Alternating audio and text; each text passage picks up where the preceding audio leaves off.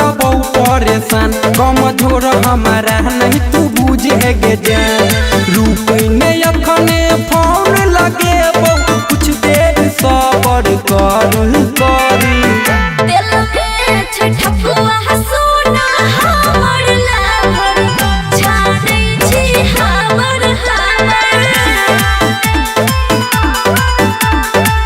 जानै छी हमर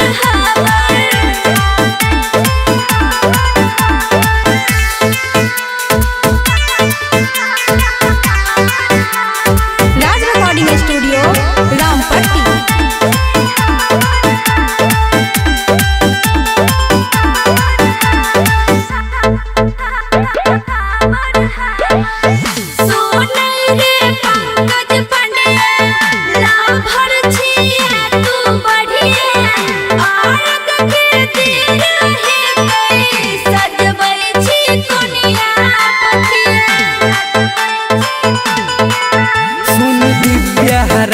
एगो बात बता चल जेते सब